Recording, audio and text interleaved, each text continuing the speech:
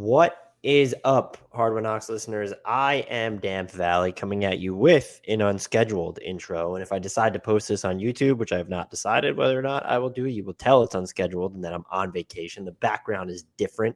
I'm in a kitchen, so if the sound quality is poor, I apologize.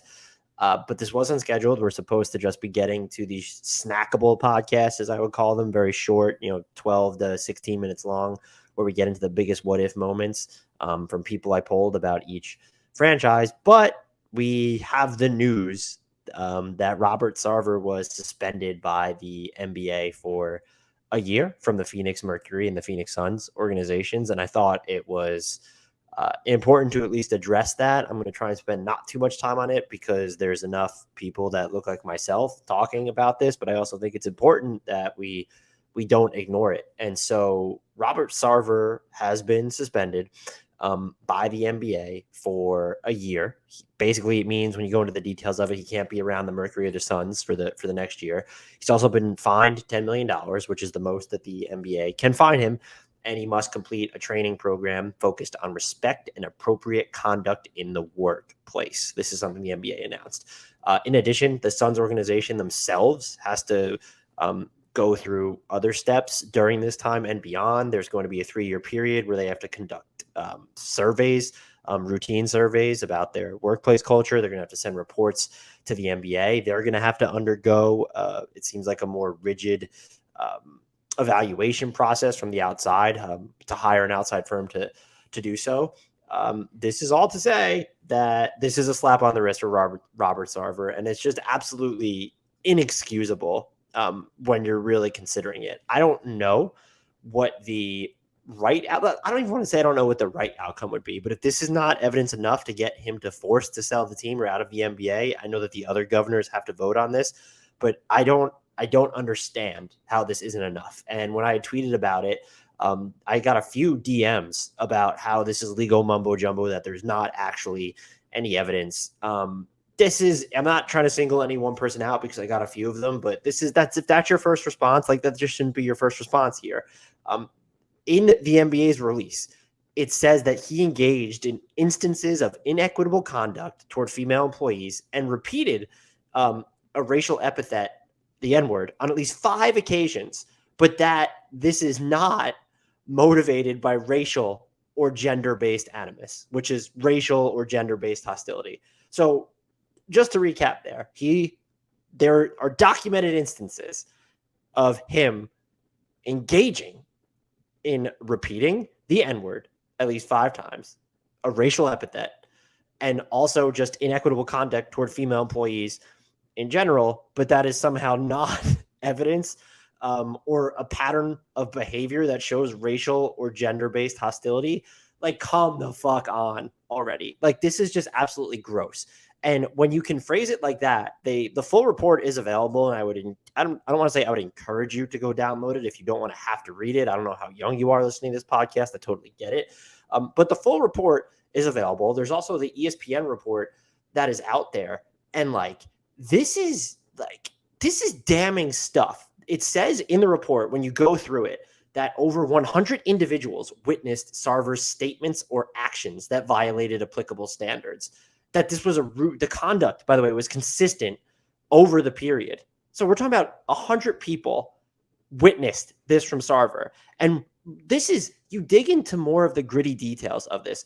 Sarver apparently said the N-word at least 5 times in repeating or purporting to repeat what a black person said. 4 of those occasions, 4, were done after being told by both black and white subordinates that he should not use the N-word, even repetition of another. I wouldn't even defend it. I want to make it clear if this was a one-off after the one-off. 4 times after he was told, informed, educated on how he shouldn't be using it. That's a pattern of behavior. That's also a pattern of choice, not inadvertent behavior or ignorance.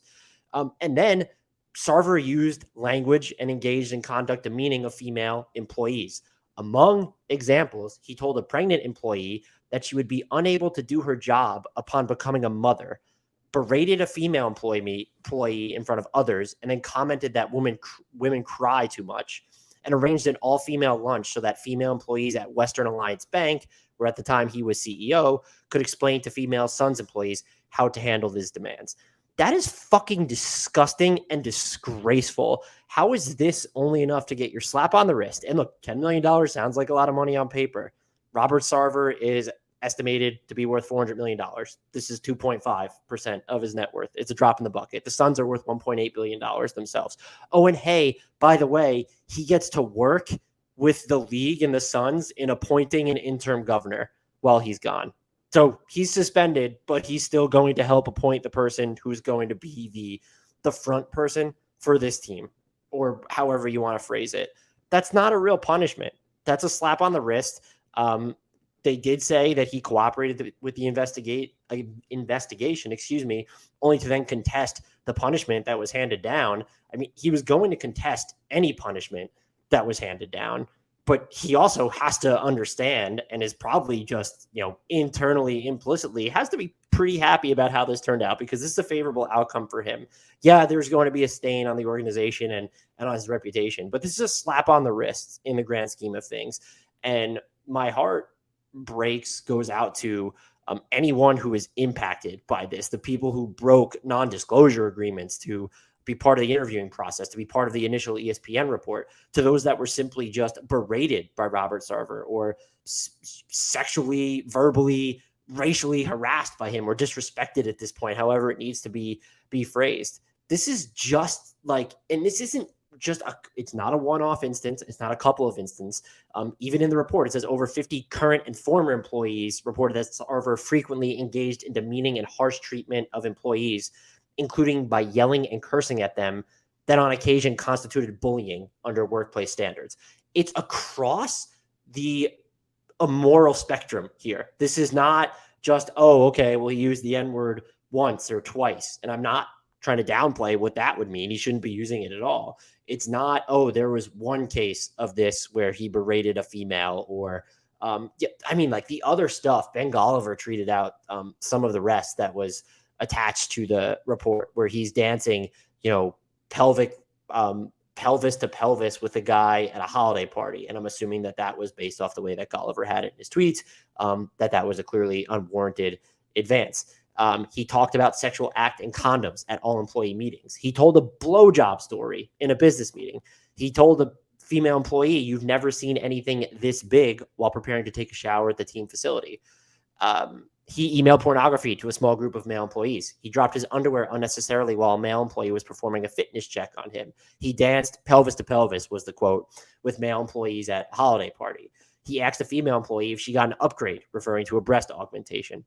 He told the pregnant employee, like I said before, that she couldn't continue an assignment because her baby needs their mom, not their father. This is not, you don't get to excuse Robert Sarver's behavior because he's like some 60-something old white dude, and this is how it's always been. Like, this stuff has happened recently. It's happened in not so distant past. It's happened after he's been warned by people who worked for him or work with him. This is just absolutely disgusting, and the NBA failed here to give out an adequate punishment. And you can argue that, well, short of him being forced out, would there have been an adequate punishment? And is that fair to hold the NBA to a standard where we only would have accepted one outcome? And even once they were doled out that outcome, we would have said, well, this is the NBA being reactive, not proactive, just like Donald Sterling all over again. You can say all that. That doesn't change the fact that really was the only acceptable outcome when you're reviewing all of this. The fact that he's still going to be allowed long-term to control an NBA team. The fact that now his punishment, aside from the financial fine and having to undergo classes, is going to be he'll be away from the team, while probably players and staff members now have to deal with the fallout from this.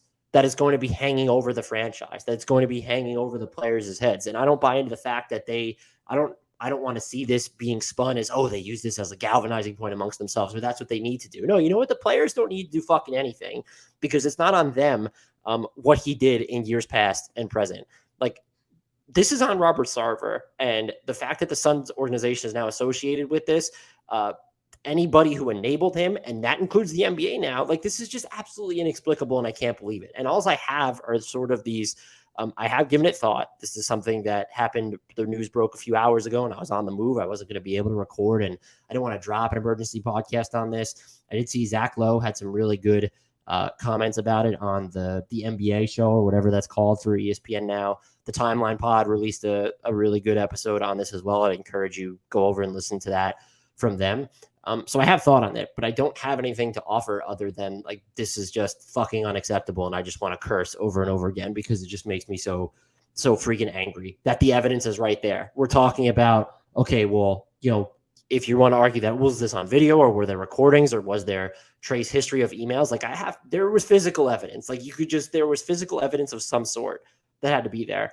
And the fact that there's 100 people who witnessed this, and that it seems like at least 50 current and former employees who came forward. Like this is not like a miss. This is just not a miss. Like there's no way to spin this as Robert Sarver got what he deserved. No, Robert Sarver got off easy here, and the NBA it missed. It whiffed. They should be ashamed of themselves. Robert Sarver should be ashamed of himself, and anyone who's supporting him or coming back with actuallys should be ashamed of themselves. Like you can argue that this was a no-win outcome, and that's fine. Like there doesn't need to be winners here, but there does need to be justice, and this just isn't fucking it. And what is the bar then to hold these team governors to? Is it Donald Sterling? Like that's rock bottom. Like it has to be that he's caught on tape using racial slurs over and over again, like in such a derogatory manner. That's the only way you're going to be able to force him out. And then in part, also, we're not just talking about a hostile workplace with him, but he was just this known slumlord, basically. And so that was always floating around the NBA. And look, these stories have been floating around the NBA for a while, as reporters and other podcasters have hinted at. So like that can't be, like, the Donald Sterling thing can't be rock bottom. Are we supposed to view that as an anomaly? Where this is, I would argue we're talking about a pattern of since 2004, I think, since he bought the team. It's like almost 2 decades. I think you can argue, I'm not saying it's worse, it's on the same scale. Like this is on the same scale of what Donald Sterling was doing. And why is Robert Sarver here getting off easy? Is it because the team governors wouldn't support pushing him out? I honestly don't know. I haven't seen anything about that. But just digging into the report, like actually opening the report, not even reading the tweets that were out there. And the one that stuck with me is still the story from, and I think I've mentioned it a couple of times now, it's still the story from that initial ESPN report. Among the others that stuck with me is him just telling a pregnant Suns employee who was helping coordinate the 2009 NBA All-Star game in Phoenix that she wouldn't be able to continue in that role.